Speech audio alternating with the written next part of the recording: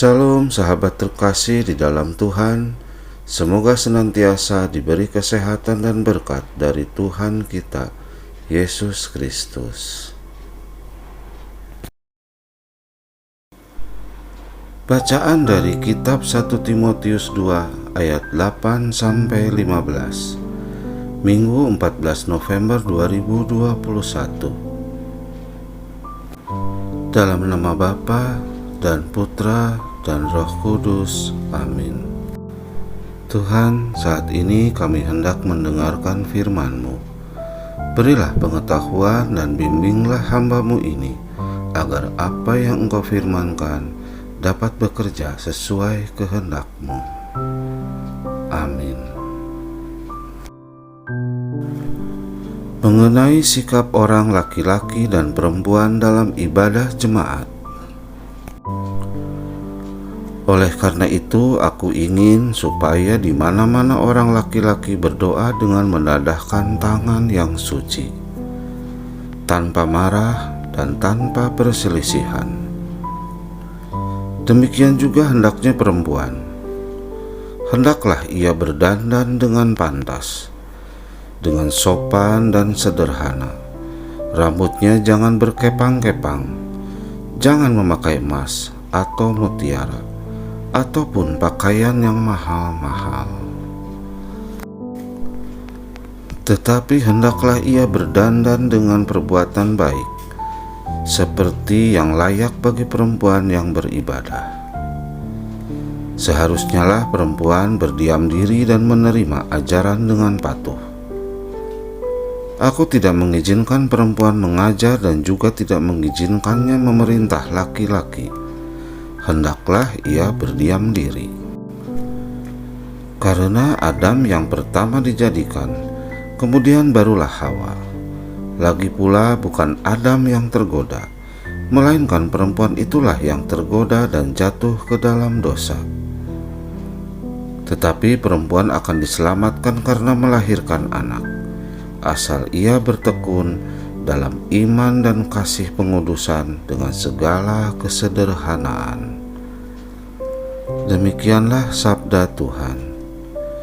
Syukur kepada Allah. Tema hari ini adalah dandani batin Anda. Jika pada ayat sebelumnya Paulus menasihatkan tentang isi doa, maka kali ini Paulus juga melengkapi dengan menjelaskan tentang sikap doa dan ibadah yang benar. Pertama, dia menasihatkan kepada kaum laki-laki agar ketika mereka berdoa, mereka melakukannya dengan tangan yang suci, tanpa amarah dan tanpa perselisihan. Rupanya sering terjadi pertengkaran di antara mereka karena munculnya berbagai ajaran sesat dalam ibadah jemaat. Oleh sebab itu, Paulus memperingatkan mereka untuk mempunyai sikap hati yang tenang, hening, damai, bersih, dan berfokus saat berdoa. Tak ada gunanya berdoa kepada Allah jika mereka masih mencemari diri dengan dosa.